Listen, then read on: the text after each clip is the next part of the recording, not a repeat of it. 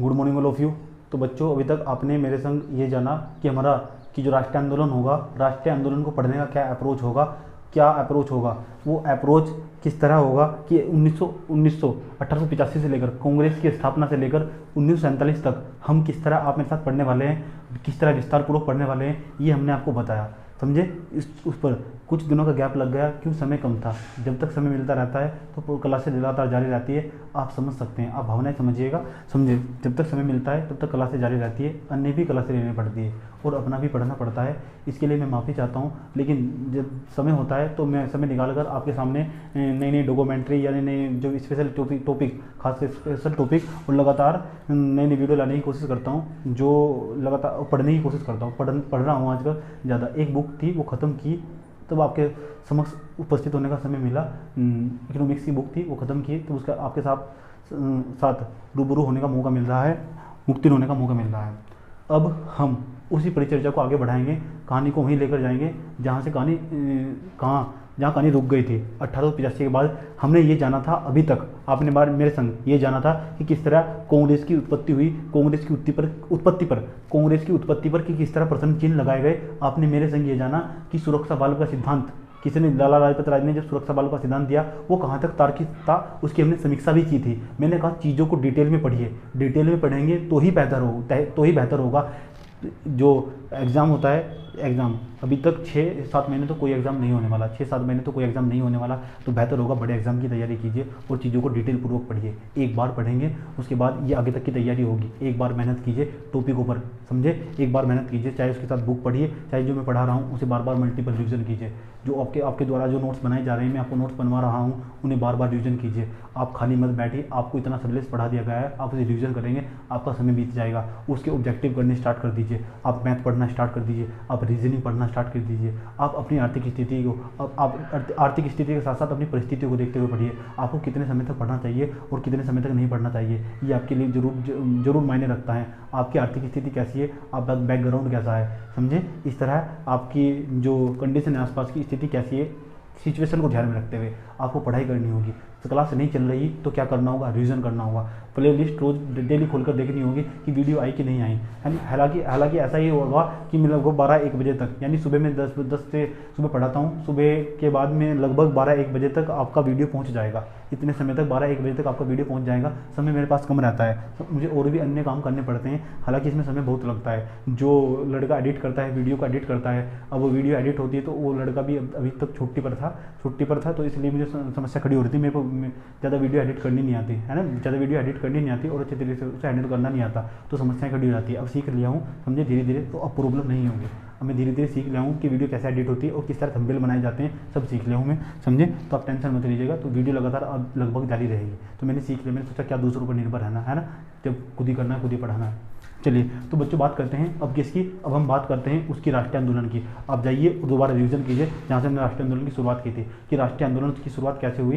वो कोई आसमान से टपका था? जी नहीं। 1836 के बाद किस तरह छोटे छोटे अन्य संगठन भी बनने थे, जैसे बंग भाषा प्रकाश सभा थी और अन्य प्रकार की सोसाइटी थी, अन्य प्रकार के अनेक संगठन जो देश विदेश में चल रहे थे। अनेक प्रकार के संगठन आपको समय समय पर दिखाई देंगे, लेकिन कोई भी संगठन तार्किक नहीं था, कोई भी संगठन इतना उत्तेजित नहीं था जितना कि कांग्रेस की उत्पत्ति हुई ए.ओ. ह्यूम के द्वारा। जिस तरह कांग्रेस की उत्पत्ति की गई एक अंग्रेज के द्वारा, और किस तरह उससे लोगों के अंदर जन सहभागिता बढ़ी, उस संगठन के अंदर लोगों की जन सहभागिता बढ़ी। और जैसे ही जब किसी जन संगठन के अंदर जन सहभागिता बढ़ने लगती है तो याद रखिए वो संगठन एक तीर उताल के रूप में उभर कर आता है। और हमने ये और हमारा पढ़ने का अप्रोच क्या होगा? बिल्कुल वही अप्रोच होगा, वही जानते हैं आज आपके संग।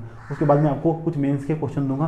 क्वेश्चन जो पर्सन आएंगे आपके पीरी के जो पर्सन होंगे, मैं साथ साथ स्टडी करते चलूंगा, है ना? जो पीरी के पर्सन होंगे या पिछले पेपर में पर्सन पत्र में आए हुए पर्सन है, मैं साथ साथ स्टडी करूंगा। ऑब्जेक्टिव जो छोटे पर्सन होंगे आपके, जो छोटे पर्सन होंगे, है ना? 1885 से आज हम 1905 को स्टडी करने वाले हैं अच्छे तरीके से। उस पर बात चलेगी अभी 2-3 दिन तक, उस पर बात चलेगी। क्यों? ये उदारवादी चरण है, उदारवादी चरण को अच्छे तरीके से स्टडी करने वाले हैं। उदारवादी समझते हैं आप? लिबरली जिसे बोलते हैं, लिबरली स्टेप, ये लिबरली स्टेप आपको दिखा देगा, उदारवादी चरण दिखा देगा। उदारवादी चरण को आप मेरे साथ स्टडी करने वाले हैं। 1885 से लेकर 1905 तक के मध्य क्या हुआ ये जानने की कोशिश करेंगे। उसे पढ़ने का क्या अप्रोच होगा आज ये जानेंगे, समझे? क्लास लगभग जारी रह सकती है, क्योंकि अब मैं सीख गया हूँ कि किस तरह वीडियो एडिट करनी है और किस तरह से फ्रेमिंग करनी है, और धीरे धीरे सीख गया हूँ। तो कोई प्रॉब्लम होगी अब तो मुझे लगता है शायद कोई प्रॉब्लम नहीं होगी। सीमित संसाधन है तो सीमित संसाधनों के माध्यम से लगभग आपको अच्छी वीडियो, मैंने एक वीडियो एडिट करके भेजी थी आपको, वो डॉक्यूमेंट्री बनाई थी इंटरनेशनल लेबर ऑर्गेनाइजेशन की। अगर आपने नहीं देखी तो देखिए उसको जाकर, जो इंटरनेशनल लेबर ऑर्गेनाइजेशन की जो वीडियो बनाई थी उसे देखिए जाकर, और अच्छे तरीके से देखिए उसको, उसे समझिए क्या बताया गया है उसमें। हमने जितने भी स्पेशल टॉपिक आएंगे उन्हें बार बार रिवीजन कीजिए, बार बार दो बार देखेंगे, 3 बार देखेंगे, आपके दिलो दिमाग में बस जाएंगे। ऐसा नहीं कि आप पढ़ लिया कि पढ़ा हुआ है, यूएनओ तो पढ़ा हुआ है, वर्ल्ड बैंक तो पढ़ा हुआ है, तो क्या पढ़ना दोबारा। तो मेरा आपसे रिक्वेस्ट है, जाइए और दोबारा देखिए उन वीडियो को, समझे। आप जो आपका क्वेश्चन होगा गलती होने के चांस 0 होंगे। अगर आप वीडियो को बार बार देखेंगे तो गलती होने के चांस आपके 0 होंगे, समय निकाल कर। तो बच्चों हेडिंग बनाइए।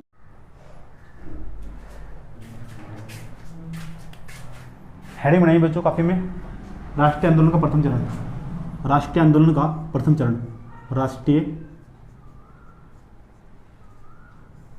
आंदोलन का प्रथम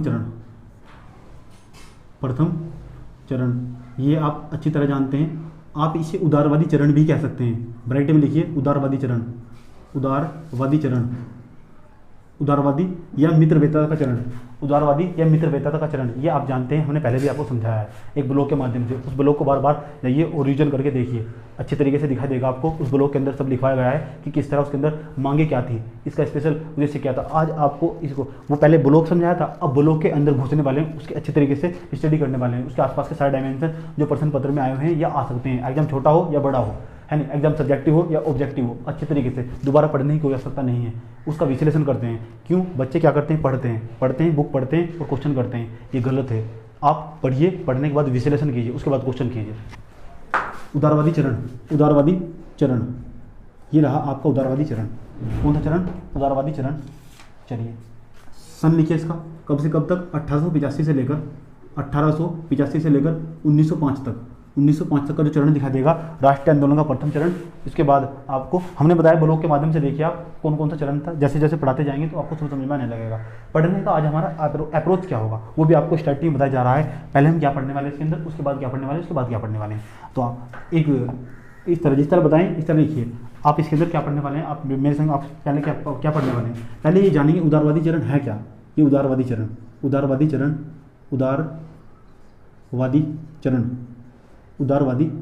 चरण जानेंगे।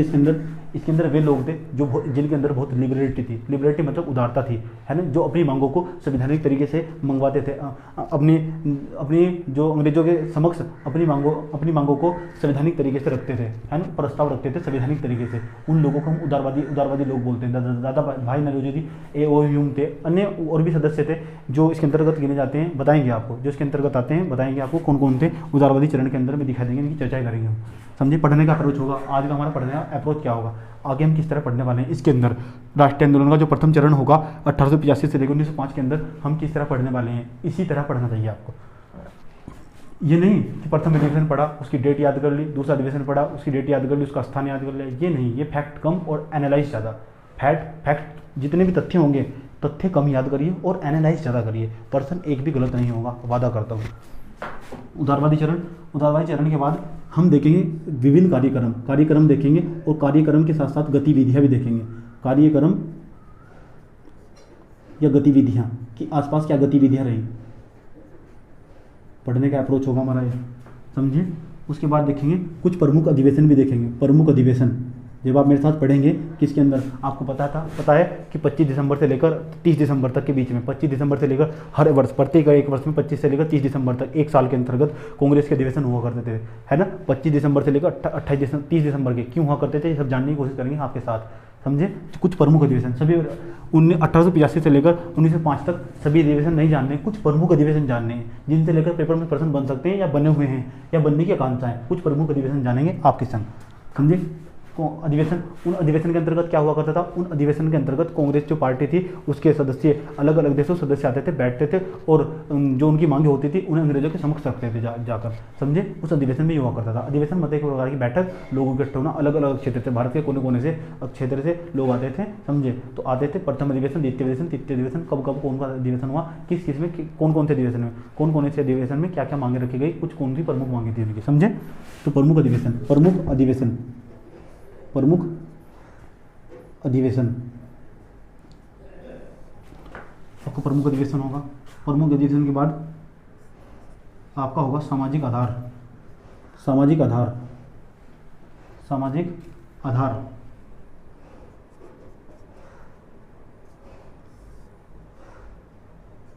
सुधार नहीं, सामाजिक आधार।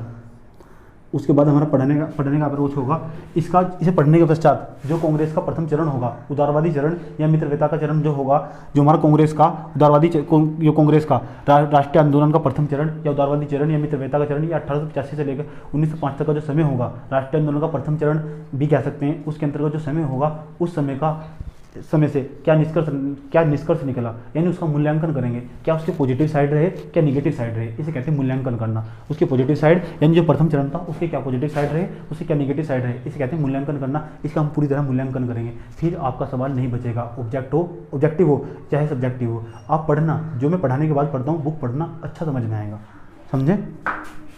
मूल्यांकन करेंगे, मूल्यांकन किस तरह करते हैं, एक तरफ पॉजिटिव साइड होगा, एक तरफ पॉजिटिव साइड होगा, एक तरफ कैसा साइड होगा, निगेटिव साइड होगा। यानी कि जो चरण होगा हमारा उसका पॉजिटिव साइड देखेंगे, निगेटिव साइड देखेंगे। आइए जानते हैं पढ़ने का तरीका क्या होगा। तो अभी आपने जाना ये उदारवादी चरण था, जो आपको पता है, आप जानते हैं कि जो राष्ट्रीय आंदोलन का प्रथम चरण था उसे उदारवादी चरण भी कहते हैं। आप लिख सकते हैं राष्ट्रीय आंदोलन का प्रथम चरण उदारवादी चरण। अब पढ़ने की तकनीक आप इसके सामने लिखिए, राष्ट्रीय आंदोलन के प्रथम चरण को, राष्ट्रीय आंदोलन के प्रथम चरण को मित्रवता का चरण या उदारवादी चरण भी कहते हैं। राष्ट्रीय आंदोलन के प्रथम चरण को मित्रवता का चरण या उदारवादी चरण भी कहते हैं, क्योंकि इसके अंतर्गत सभी मांगे कांग्रेस के समक्ष संवैधानिक तरीके से रखी जाती थी। सभी मांगे कांग्रेस के समक्ष संवैधानिक तरीके से रखी जाती थी, इसलिए इस चरण को उदारवादी चरण या मित्रवता का चरण भी कहा जाता है, समझे। उसके बाद कॉपी में हेडिंग बनाइए, कार्यक्रम या गतिविधियाँ। कुछ प्रमुख कार्यक्रम और गतिविधियाँ हुआ करती थी, वे कार्यक्रम और गतिविधियाँ क्या हुआ करती थी। अब कॉपी में हेडिंग बनाइए अच्छे तरीके से, कार्यक्रम और गतिविधियाँ। देखिए आज के आप पढ़ने का अप्रोच क्या होगा। दूसरे नंबर की जो हेडिंग होगी कार्यक्रम और गतिविधियाँ। उदारवादी चरण के अंतर्गत क्या लिखना है, ये हमने आपको बताया। कार्यक्रम और गतिविधियाँ क्या होगी ये आपको लिखना है। अब हेडिंग बनाइए कार्यक्रम और गतिविधियाँ। मैं यहाँ से रब कर दे रहा हूँ, इधर साइड में लिखता हूँ। हेडिंग बनाइए कार्यक्रम और गतिविधियाँ, ऐसे मत लिखिएगा, सामने अलग से हेडिंग बनाइए कार्यक्रम और गतिविधियाँ, कार्यक्रम और गतिविधियाँ। ये आप जानते हैं जो इसके कार्यक्रम हुआ करते थे, यानी जो 1885 से लेकर 1905 तक 1947 तक आपको 25 दिसंबर से लेकर 30 दिसंबर तक प्रत्येक वर्ष अलग अलग प्रकार, अलग अलग स्थानों पर, अलग अलग जगह अधिवेशन दिखाई देंगे, अधिवेशन होंगे, समझे।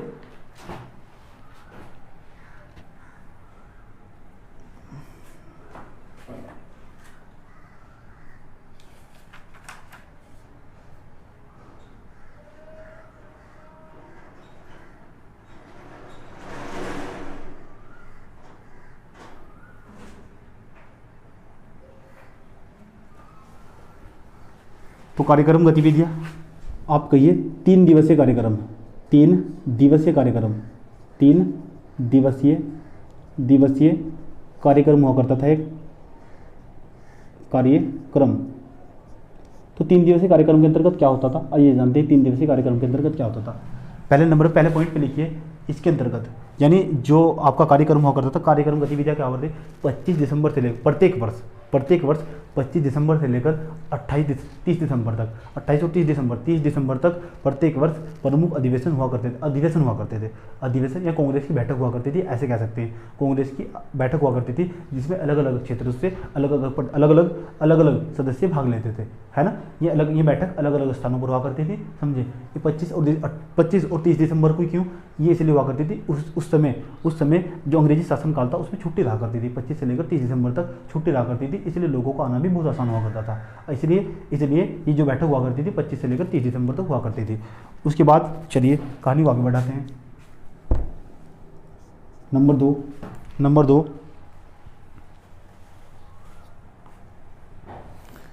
दो इसके अंदर पॉइंट 3 दिवसीय कार्यक्रम के अंतर्गत नंबर दो पॉइंट के अंदर इसके अंदर लिखिए, जो ये बैठक हुआ करती थी ना, इसका एक ही काम था, जन महत्व और जन भागीदारिता थी उसको बढ़ावा देना। जो बैठक हुआ करती थी उसका एक ही मकसद या काम हुआ करता था, जन भागीदारिता और जन महत्व को या राष्ट्रीय महत्व को बढ़ावा देना। जन भागीदारिता को बढ़ावा देना आप लिख सकते हैं सेकंड पॉइंट के अंदर। थर्ड पॉइंट बताइए क्या लिखना है। आइए थर्ड पॉइंट भी लिखिए। थर्ड पॉइंट लिखिए, इसके अंतर्गत आपको पता है, मैंने आपको बताया इस कार्यक्रम में क्या हुआ करता था। इन कार्यक्रम के अंतर्गत जो भारतीय लोग हुआ करते थे या कांग्रेस पार्टी के जो सदस्य हुआ करते थे, उनका एक सदस्य और अध्यक्ष हुआ करते थे। उनका काम था कि जो संवैधानिक तरीके से अंग्रेजों के समक्ष अपनी बातों को स्वीकार्य करवाना आप लिख सकते हैं इस पॉइंट को भी। जो हम आपको बताए ना, बिल्कुल वही पॉइंट लिखने हैं। ये मेंस में काम आएंगे आपको, ये पॉइंट मेंस में काम आएंगे। लेकिन अब तो पहले जैसे मेंस के पेपर हुआ करते थे, अब ऐसे प्री के पेपर हो रहे हैं, समझे। इसलिए आपको पढ़ने का अप्रोच और तरीका भी लगातार बदलना होगा, समझिए। हमने कहा आपको पढ़ने का तरीका एनालाइज करके पढ़ना होगा, विश्लेषण करके पढ़ना होगा। इसलिए हमने आपको स्टाइल बदल दिया। मैं आपको लेटेस्ट तरीके से पढ़ा रहा हूँ, कैसे प्रश्न पत्र बन सकते हैं, कैसे बने हैं और कैसे बने हैं बताएंगे आपको। साथ साथ बताना संभव नहीं है, आपको कन्फ्यूज नहीं करना चाहते, समझे। अगला पॉइंट लिखिए। ये अधिवेशन हुआ करते थे या कार्यक्रम या गतिविधियाँ हुआ करती थी ना, प्रत्येक वर्ष अलग अलग जगह प्रत्येक वर्ष जब ये गतिविधियाँ हुआ करती थी, तो इन गतिविधियों को ना उत्साहित करने के लिए या उत्तेजित करने के लिए या प्रोत्साहित करने के लिए जो इस तरह गतिविधियाँ हुआ करती थी, तो समाचार माध्यम का जो समाचार पत्र हुआ करते थे उनका सहारा लिया जाता था और इनके माध्यम से सूचनाएं पहुंचाई जाती थी। और जैसे सूचनाएं पहुंचती थी तो लोग जागृत हुआ करते थे और इन अधिवेशन में बढ़ चढ़ कर हिस्सा लिया करते थे, है ना। इन समझे बात, ये पॉइंट भी आपको नोट करना होगा। इन गतिविधियों और कार्यक्रम को समाचार पत्रों के माध्यम से जन सामान्य तक पहुंचाया जाता था। अब आपको पता होना चाहिए, जो ये राष्ट्रीय आंदोलन का प्रथम चरण था, उदारवादी चरण, इसी कुछ मांगे भी होंगी, ये पता होना चाहिए, है ना। जो प्रथम चरण था, आप देखिए 1885 से लेकर 1905 तक का जो समय था ना, उसकी एक ही मांगे थी। 1885 से लेकर 1905 तक का जितने भी अधिवेशन हुए, उनके सबके अंतर्गत एक ही मांगे रखी गई थी। कौन कौन सी मांगे थी आइए जानते हैं। यानी आप कॉपी में हेडिंग बना सकते हैं, उदारवादी चरण या मित्रवादी चरण या राष्ट्रीय आंदोलन के प्रथम चरण की मांगे, कि इनकी मांगे क्या थी। तो आप कॉपी में हेडिंग बनाइए, सब बच्चे हेडिंग बनाइए। उदारवादी चरण की मांगे, उदारवादी चरण की मांगे, उदारवादी चरण ब्रैकेट में दोबारा फिर लिखिए, लिखने से याद हो जाएगा। 1885 से लेकर 1905 तक का समय, उदारवादी चरण की मांगे क्या मांगे थी इसकी, आइए जानते हैं इसकी मांगे क्या थी, किस तरह की इसकी मांग थी, क्या थी इसकी डिमांड, क्या चाहते थे उदारवादी लोग। ये उदारवादी जो लोग थे, दादा भाई नेहरू जी क्या चाहते थे, ये क्या चाहते थे अंग्रेजों से, आइए जानते हैं। इनकी कुछ आर्थिक मांगे थी, आर्थिक मांगे जानेंगे। आर्थिक मांगे क्या होती है, जानेंगे अंदर। अभी पहले जिस तरह बताया इस तरह लिखिए। इनकी कुछ आर्थिक मांगे थी, आर्थिक का मतलब इकोनॉमिक, कुछ पैसे की प्रॉब्लम रही होगी, जानेंगे इसके अंदर जाकर जानेंगे, कुछ पॉइंट जानेंगे, कुछ फैक्ट, कुछ तथ्य जानने की कोशिश करेंगे कि इनकी मांगे क्या रही। 1885 से लेकर 1905 तक के समय जो उदारवादी चरण थी या उदारवादी लोग थे, है ना, इस समय इनकी मांगे क्या रही और क्या इन्होंने अलग अलग अधिवेशन में क्या मुद्दे उठाए, समझे। तो आर्थिक मांगे, काफ़ी मैडिंग बनाइए इसके अंदर। आर्थिक मांगे, कुछ आर्थिक मांगे थी। और क्या था, और क्या बला थी, कुछ राजनीतिक मांगे भी थी। ये चाहते थे कि जो अंग्रेज इनकी सत्ता के अंदर भागीदारिता बढ़ाया जाए, यानी इसके अंदर जो भारतीय लोगों को पार्टिसिपेट किया जाए और भारतीय लोगों को प्रशासनिक सेवा के अंतर्गत भी लाया जाए, है ना, जिसकी मांगे थी। राजनीतिक मांगे, नंबर 2 राजनीतिक मांगे नहीं दिखाई दे रहा तो सुन लीजिए। राजनीतिक मांगे और सुनने के बाद लिखिए नंबर 3 लिखिए प्रशासनिक मांगे। नंबर 3 प्रशासनिक, राजनीतिक मांगे, कुछ प्रशासनिक मांगे भी थी। प्रशासनिक मांगे भी बताऊंगा आपको। नंबर पहले आर्थिक मांगे, नंबर 2 राजनीतिक मांगे, नंबर 3 प्रशासनिक मांगे। अब आप काफ़ी मैडिंग बनाइए। आर्थिक मांगे, ये आर्थिक मांगे क्या थी, कन्फ्यूज ज़्यादा नहीं होना है, रिविजन करना बहुत ज़्यादा जरूरी है, समझे। पता होना चाहिए आपको। जब भी आज के बाद कोई उदारवादी चरण का नाम ले तो आपको ये डायग्राम उसकी डायग्राम के अंतर्गत जितनी बातें होंगी वे आपके दिमाग में चल जानी चाहिए, क्वेश्चन इनसे बाहर नहीं जाएगा, गया तो आप हमें बता सकते हैं। अगर आप कोई साथ साथ बुक पढ़ रहे हैं, बुक पढ़ने की कोई आवश्यकता नहीं है, बेहतर होगा मल्टीपल रिवीजन कीजिए, वन डे एग्जाम वैसे ही निकल जाएगा, छोटा एग्जाम दोगे है ना, वैसे ही निकल जाएगा, कोई बुक पढ़ने की कोई आवश्यकता नहीं है अगर इतना बताया जा रहा है, क्योंकि सब्जेक्टिव भी पढ़ाया जा रहा है और ऑब्जेक्टिव पढ़ाया जा रहा है, यानी प्री और मेंस को ध्यान में रखकर पढ़ाया जा रहा है। आप जब पीसीएस का या यूपीएससी का भी एग्जाम देंगे तो लगभग यही से सवाल पूछा जाएगा। आपने देखा होगा कि किस तरह मैंने प्रश्नों को हल करने के साथ कोशिश की। प्रश्न लिख पाना संभव नहीं है, समय ज़्यादा लग जाएगा, जब इसका सेक्शन खत्म हो जाएगा तो प्रश्नों पर आपके संग चर्चा करूँगा, इसलिए बेहतर होगा आप जो आपको पढ़ाया गया उसे बार बार रिविजन कीजिए। कुछ दिनों के बाद एक सब्जेक्ट स्टार्ट करने जा रहा हूँ आपके संग, उसका नाम होगा इकोनॉमिक्स बहुत अच्छे तरीके से आपके साथ स्टार्ट करूँगा और नोट्स भी बनवाऊँगा। उसके बाद कभी इकोनॉमिक्स पढ़ने की आवश्यकता नहीं है। इकोनॉमिक्स बच्चे क्या पढ़ते हैं, करंट अफेयर, करंट सब कुछ नहीं होता। करंट के लिए ज़रूरी होता है पृष्ठभूमि पढ़ना उस चीज़ की, उसकी अगर पृष्ठभूमि पता होगी तो ही आप समझ पाएंगे। तो मैं प्रत्येक सब्जेक्ट स्टार्ट करूँगा आपके साथ। मैंने कहा मैं पीसीएस की गारंटी लेता हूँ, लगभग पूरा सिलेबस जो ट्रेडिशनल सिलेबस होगा, परंपरागत सिलेबस होगा, वो पूरा कवर कर दूंगा। उसके बाद आपको कहीं भटकने की कोई आवश्यकता नहीं है, चाहे वो सब्जेक्टिव हो चाहे ऑब्जेक्टिव हो, समझे। उसके बाद आप करंट पढ़िएगा, सिर्फ करंट पढ़िएगा, पूरा सिलेबस कवर कर दूंगा, केवल पीसीएस का, समझे, पीसीएस का। उसका जो आपका लेवल होगा कुछ एक लेवल और ऊपर जाएगा, आप यूपीएससी के सिलेबस में भी घुस जाएंगे। यानी हिस्ट्री तो आपको कहीं पढ़ने की कोई आवश्यकता नहीं है, कुछ सिलेबस यूपीएससी का सिलेबस और पीसीएस का सिलेबस थोड़ा अलग होता है, आप जानते हैं। यहाँ मैंने आपको बताया पर्सन की प्रकृति के आधार पर वो आपका अप्रोच होगा, आप किस लेवल की तैयारी कर रहे हैं, है ना। नंबर 3 प्रशासनिक मांगों के बाद आप काफ़ी में हेडिंग बनाइए। कौन सा चरण था, उदारवादी चरण की कौन सी मांगे होगी, आर्थिक मांगे। हेडिंग बनाइए काफ़ी में, आर्थिक मांगे। ये मेरे सुबह से आज 5वां लेक्चर है। कौन सा 5वां लेक्चर, बहुत वीडियो रिकॉर्ड करने पड़ रहे हैं, इसलिए गले में प्रॉब्लम हो जाती है, समझे।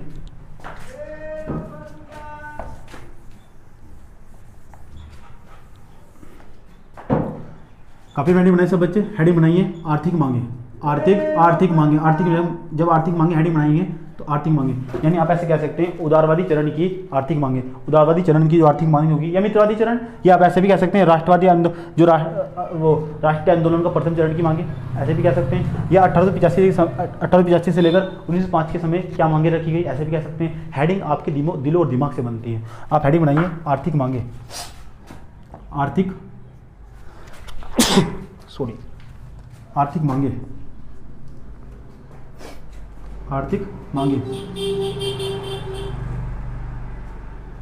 आर्थिक मांगे क्या थी। देखो, जो कांग्रेस के अधिवेशन हुए ना 1885 से लेकर 1905, इसमें दादा भाई नौरोजी थे, हमने आपको बताया ये उदारवादी नेता थे।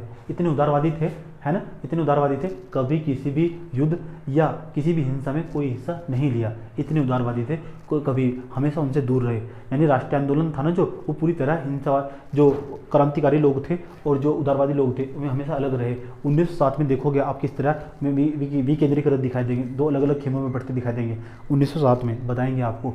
लेकिन पहले आप जानिए आर्थिक मांगे क्या रखी गई। जब 1885 से लेकर 1905 का समय रहा, इस समय में जो अंग्रेज हुआ करते थे, ब्रिटिश सत्ता हुआ करती थी, ब्रिटिश हुकूमत हुआ करती थी, उसके समक्ष आर्थिक मांगे क्या रखी गई। हुआ ऐसा था कुछ, जो दादा भाई नौरोजी थे ना, उन्होंने एक बुक लिखी, इंग्लैंड डेब्ट टू इंडिया। उन्होंने उसके अंतर्गत धन की निकासी के सिद्धांत की चर्चा की, उन्होंने बताया कि किस तरह इंग्लैंड के अंदर भारत से धन लूटकर इंग्लैंड भेजा जाता था। उन्होंने पूरा चिट्ठा खोल कर रख दिया सबके सामने, और लोग पढ़ते रहे और जागरूक होते रहे, और इस तरह जन सहभागिता बढ़ती गई। जो मैं बीच में बोल के बताता हूँ ये बड़े काम का होता है, आप इसे भी नोट कर सकते हैं, समझे। लेकिन जो मैं आर्थिक मांगे क्या थी, तो दादा भाई नौरोजी थे, पॉइंट 1 लिख सकते हैं। दादा भाई नौरोजी थे, कौन से, दादा भाई नौरोजी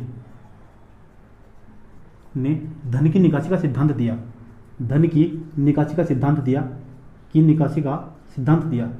किस तरह धन की निकासी हुई, धन की निकासी का सिद्धांत दिया।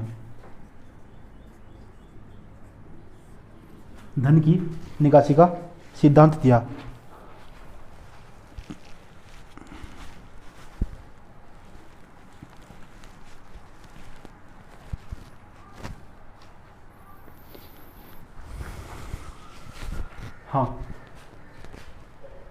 तो अंग्रेजी, ये आपको पता होगा कि यहाँ के जितने भी कुटीर उद्योग हुआ करते थे ना, वो सारे बंद कर दिए गए थे, हम समझे, जो यहाँ के हथकरघा लोग थे ना, जो हाथ से काम करते थे, है ना, जो जुलाहा हुआ करते थे, उनके सबके काम बंद कर दिए गए थे और अधिक मात्रा में धन को लूटकर इंग्लैंड भेज दिया गया था। ये एक बहुत बड़ी समस्या थी।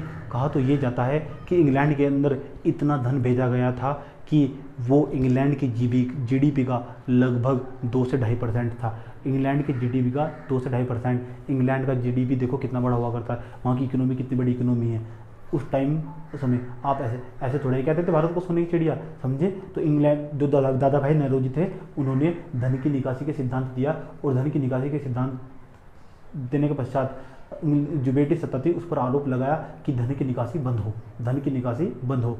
ये आर्थिक मांगे थी किसकी, जो उदारवादी चरण था या मित्रवादी चरण था या राष्ट्रीय आंदोलन का प्रथम चरण का, उसकी उदारवादी मांगे।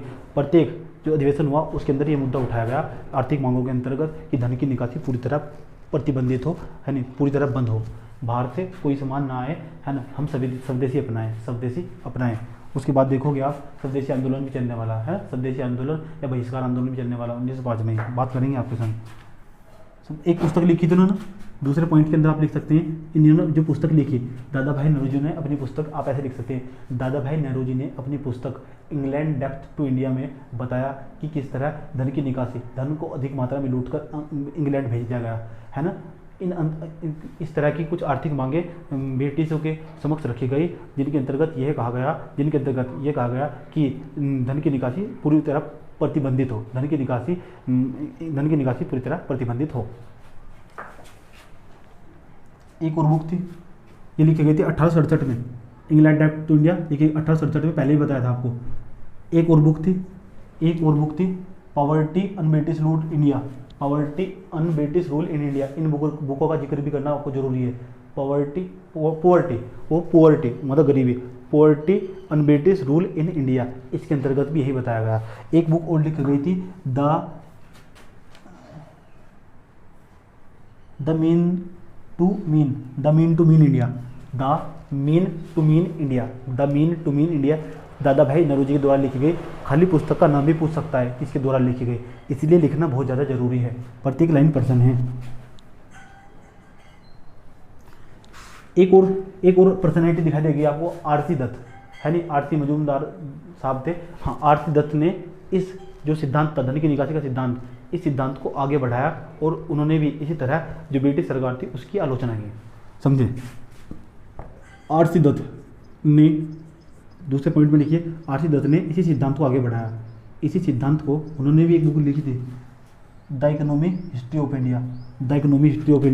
आरसी दत्त ने इसी सिद्धांत को आगे बढ़ाया, अपनी बुक, जो इनकी बुक थी ना, the economic history of India, आप लिख सकते हैं। इसमें बताया इन्होंने कि किस तरह धन की निकासी हुई, समझे। ये बुक आई इनकी 1901 में। जितना बताया इतना लिखिए, ज़्यादा सन रटने की कोई आवश्यकता नहीं है, जहाँ सन लिखने की ज़रूरत होगी तो लिखिए, समझे। तो कुछ बुकों के नाम बताए हमने, इन बुकों के माध्यम से मेरी जानकारी मिली कि किस तरह इंग्लैंड में भारत से धन लूट कर अधिक मात्रा में भेज दिया गया। आपको ये बुक पढ़ने की आवश्यकता नहीं है, बुकों का नाम याद रखना है, बुकों के अंदर क्या है, इसका थीम क्या है वो याद रखना है, समझे। और आर्थिक मांगे थी, कहा गया कि आज के बाद प्रत्येक अधिवेशन में 1885 से लेकर 1905 तक के प्रत्येक अधिवेशन में ये कहा गया कि जो धन की निकासी है वो पूरी तरह प्रतिबंधित होनी चाहिए, धन की निकासी पूरी तरह प्रतिबंधित होनी चाहिए, ये मांगे रखी गई। ये कुछ आर्थिक मांगे थी। कौन सी मांगे थी? आर्थिक मांगे थी। और बताते हैं आपको। हाँ, एमजी रनाडे थे, एक थे एमजी रनाडे, ये भी एक लेखक थे। इन्होंने अपनी पुस्तक लिखी अर्ली ऑफ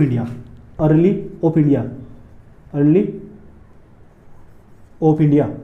ये क्या कहते हैं इसके माध्यम से, जो मैंने आपको बताया ना, एमजी रनाडे कहते हैं अपनी अर्ली ऑफ इंडिया बुक के अंदर, कहते हैं कि भारत के अंदर तो इतना धन लूट कर भेजा गया, यानी कटु आलोचना करते हैं, इतना धन लूट कर भेजा गया जो इंग्लैंड के जीडीपी, उस समय इंग्लैंड के जीडीपी का लगभग 2 से 2.5% के बराबर था, समझे, लगभग 2 से 2.5% के बराबर था। इतना धन लूट कर इंग्लैंड भेजा गया, समझे, बताऊंगा आपको बाद में।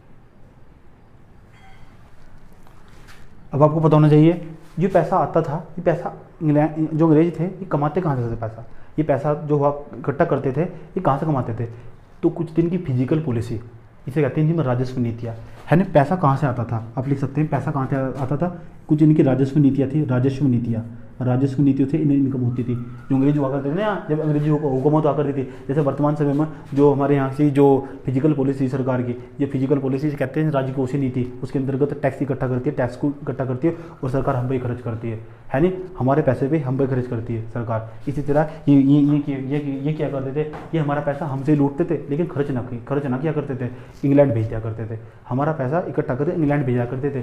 क्यों, उस समय जो सारे प्रशासनिक कार्य हुआ करते थे ना वो इंग्लैंड के द्वारा हुआ करते थे, समझे। तो राजस्व नीतियाँ थी कुछ, यहाँ से पैसा आता था। दूसरा और पैसा कहाँ से आता था, कर्मचारियों के वेतन में वेतन भत्ते, कर्मचारियों के वेतन भत्ते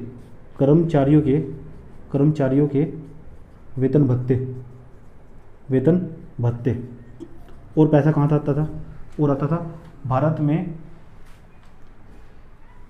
सचिव ऑफिस से, भारत के सचिव हुआ करता था। जिस तरह गवर्नर हुआ करता था ना, जिस तरह भारत का राष्ट्रपति उस समय एक सचिव हुआ करता था, भारत के सचिव ऑफिस। नंबर तीन व्यक्तिगत व्यापार भी हुआ करता था। जैसे जो भारतीय लोग हुआ करते थे ना, उन्हें यहाँ से ऑस्ट्रेलिया भेज दिया, तो ये कहते हैं व्यक्तिगत व्यापार हुआ करता था, तो इससे भी पैसा आया करता था, है ना। तो इसे बोलते हैं व्यक्तिगत व्यापार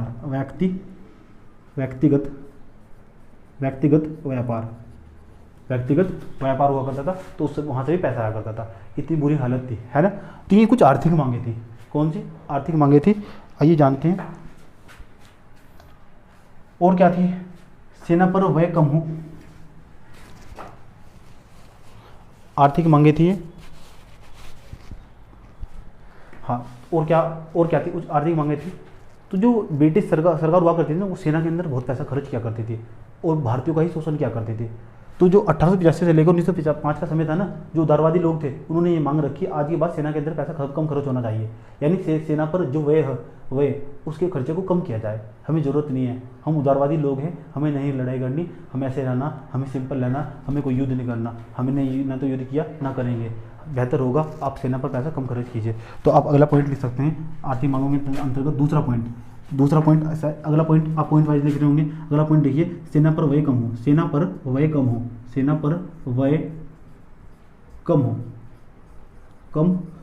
और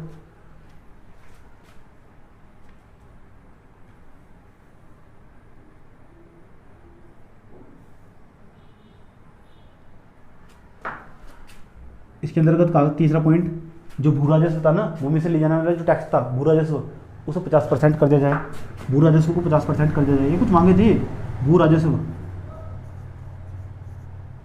को 50% कर दिया जाए। कितने परसेंट, 50% कर दिया जाए। और क्या मांगे थी इनकी, आर्थिक मांगे, अभी बात कर रहे हैं आर्थिक मांगों की, है ना। इनकी आर्थिक मांगे क्या हुआ करती थी, जो उदारवादी लोग थे उनकी आर्थिक मांगे क्या हुआ करती थी, बोले सेनाबाज के बाद पैसा नहीं खर्च करना। और क्या बोले, कहने लगे जो भू राजस्व ना उसे घटाकर 50% कर दिया जाए। और क्या कहने लगे ना, पर 1988 से लेकर 1905 तक इतने सारे रिलेशन हुए, अलग अलग समय पर इस तरह की मांगे रही। ये कुछ कॉमन मांगे थी रही, आपको याद होनी चाहिए, और ये आपको मेंस के जो पॉइंट होंगे उसके अंदर लिखने के काम आएगी, है ना। जो पीढ़ी के जो क्वेश्चन होते हैं ना, वे आज उनकी प्रकृति भी लगातार बदलनी स्टार्ट होगी, तो उनके अंदर भी स्टेटमेंट के रूप में पूछा जा सकता है क्या क्या मांगे थी, समझे। और क्या, जो इंडिया के अंदर ऑफिस हुआ करते थे, इंडिया के अंदर जो ऑफिस हुआ करते थे ना, इंडिया ऑफिस में व्यय कम हो, है ना। बेहतर होगा आप जनता के ऊपर पैसा खर्च करो, ना कि इंडिया ऑफिस में पैसा खर्च करो। इंडिया ऑफिस पर व्यय कम हो। और क्या,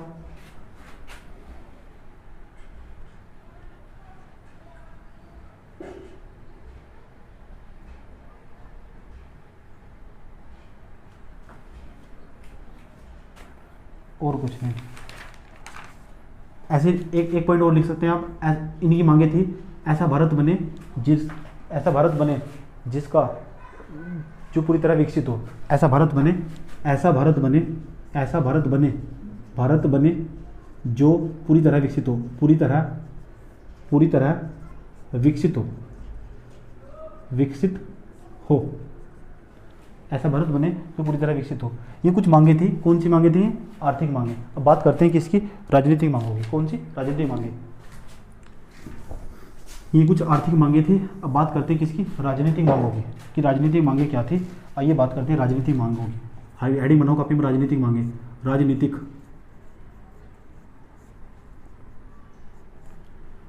मांगे। राजनीतिक मांगे क्या थी? आइए जानते हैं राजनीतिक मांगे क्या थी।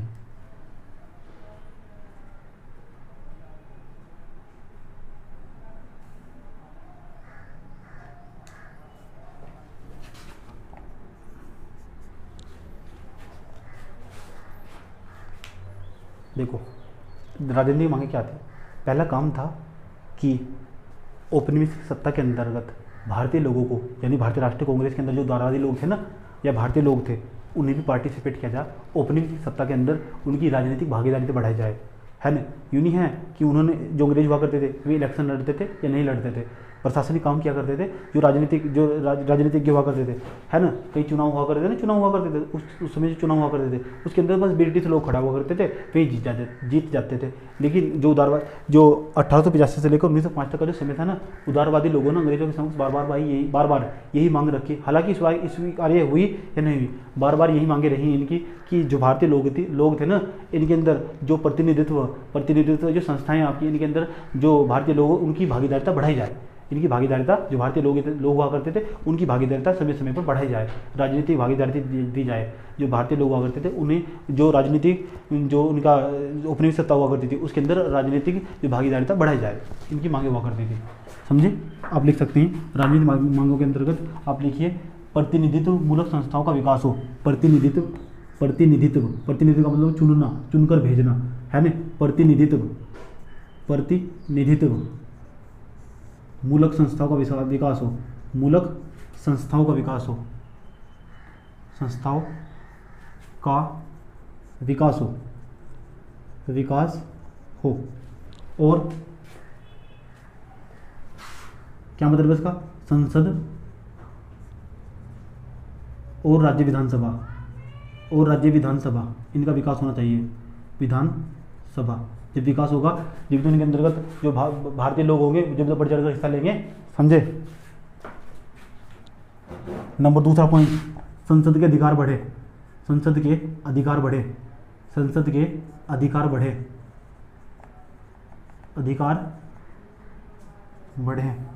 नंबर तीन पता होना चाहिए, निर्वाचित प्रतिनिधियों की संख्या बढ़े। हमने, है ना, इसे नहीं है कि उठाया और जाओ तुम नेता बना दिया, है ना, तुम्हें यहाँ का रजवाड़ा बना दिया, तुम्हें यहाँ का चीफ कमिश्नर बना दिया, ऐसे नहीं होना चाहिए। उदारवादियों ने मांग रखी कि तुम आज के बाद एक काम करोगे, अंग्रेजों को कहा कि तुम एक काम करोगे, आज के बाद जो प्रतिनिधित्व, यानी जो चुनाव करके भेजा जाए, उनकी संख्या बढ़ाई जानी चाहिए। समझे? तो नंबर 3 आप ऐसे कह सकते हैं, स्थानीय प्रतिनिधित्व संख्या का विकास हो। स्थानीय लोग, लोकल लोग हुआ करते थे, स्थानीय, लोकल गवर्नमेंट भी कह सकते हैं आप इसे। स्थानीय प्रतिनिधित्व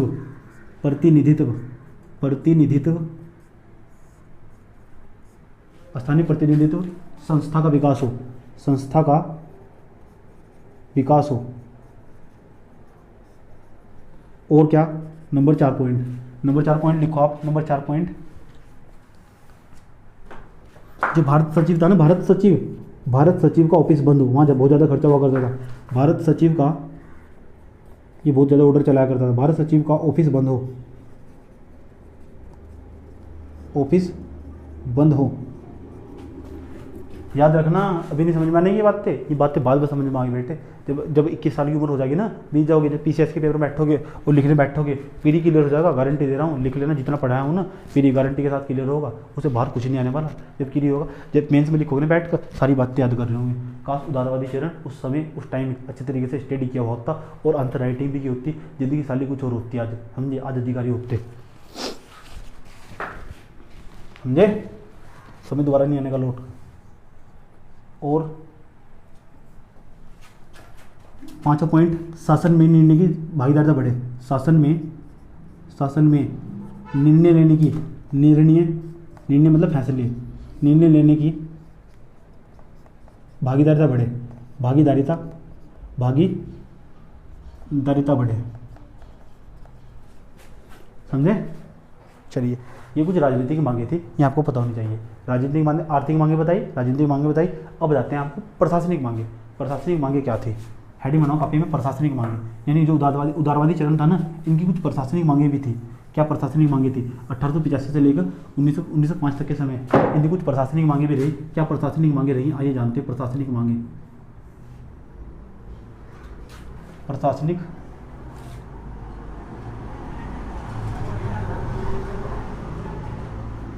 प्रशासनिक मांगे, प्रशासनिक मांगे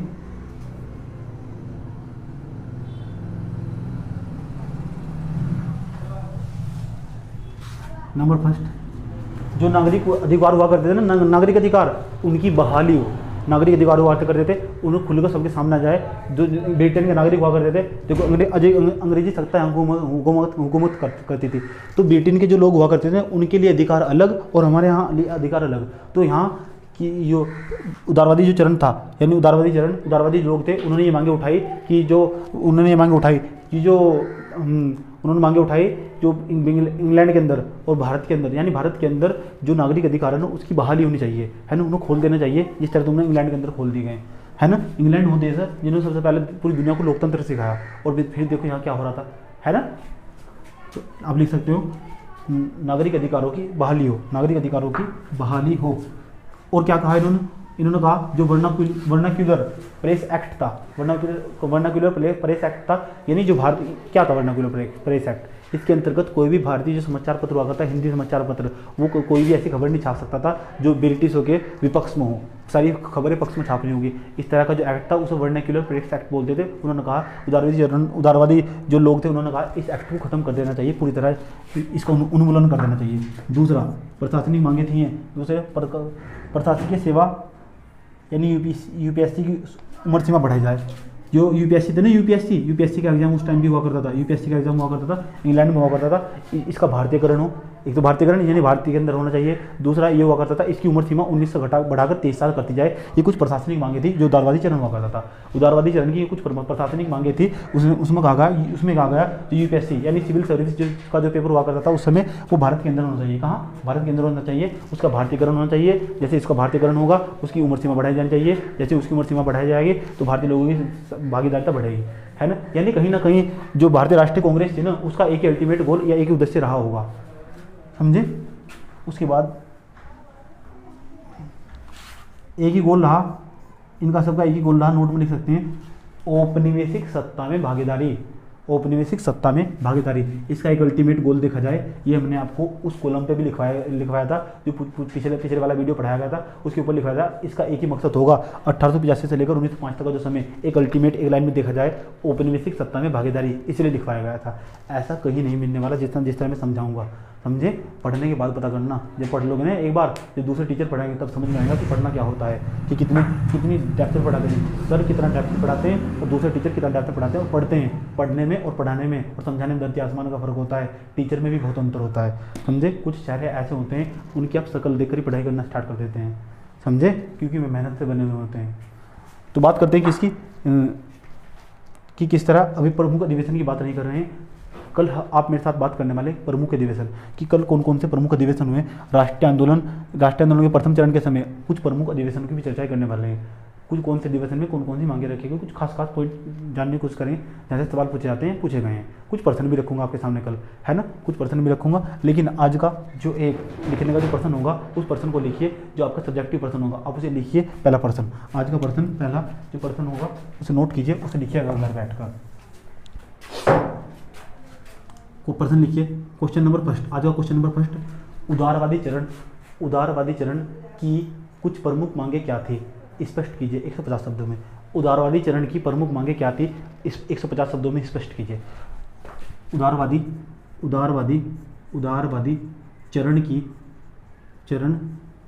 की प्रमुख मांगे क्या थी, स्पष्ट कीजिए।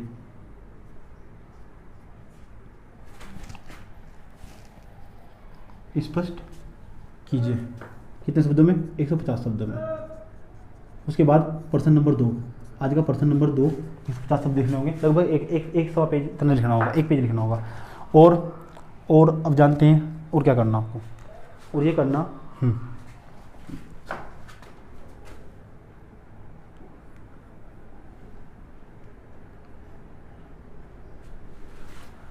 अगला प्रश्न, भारतीय राष्ट्रीय आंदोलन के प्रथम चरण को मित्रवादिता का चरण या उदारवादी चरण क्यों कहा जाता है?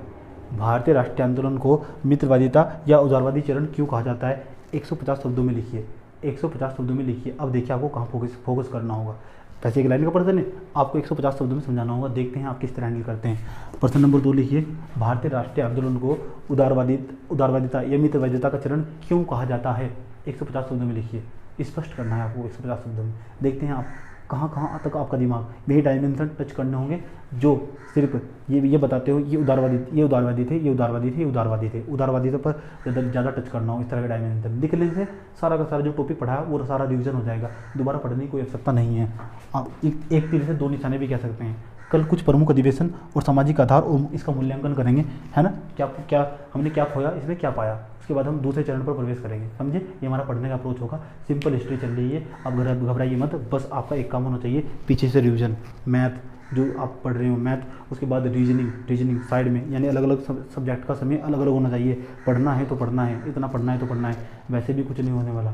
समझे, प्रत्येक सब्जेक्ट का साइड में अलग अलग समय टाइम टेबल बनाइए। पढ़ना है तो पढ़ना है, नई वीडियो आए तो रिवीजन करना है। वैसे वीडियो लगभग कंटिन्यू रहेगा अब, ठीक है। कोशिश करते हैं, लेकिन अब तो बुक खत्म हो गई तो पढ़ाने की कोशिश करूँगा। उसके बाद इकोनॉमिक्स लेकर आऊँगा। इकोनॉमिक्स बड़ा ही खतरनाक सब्जेक्ट होगा। इकोनॉमिक्स ट्रेडिशनल पढ़ाऊँगा। उसके बाद आपको बताऊंगा कहाँ समय पर बदलाव होते हैं, कहाँ अपने नोट्स में एडिट कर सकते हैं, सब पढ़ाऊंगा। शायद ही आपने कभी इतनी ऐसी इकोनॉमिक्स पढ़ी हो जैसे मैं समझाऊंगा। नए तथ्य आपके सामने रखूंगा, आप हैरान हो जाओगे। जब आप इकोनॉमिक्स समझ लोगे तो आप अपना देश समझना स्टार्ट कर लोगे।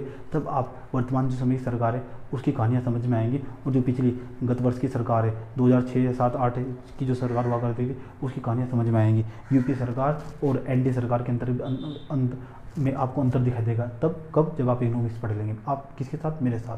तब तक के लिए आप इजाज़त दीजिए, और तब तक इसे अच्छे तरीके से स्टेट कीजिए। 2% लिखिए और मुझे व्हाट्सअप कीजिए, है ना। 2% लिखिए और मुझे व्हाट्सअप कीजिए, बताइए क्लासें जारी रखनी है या बंद कर दी है क्लासें, ठीक है। धन्यवाद।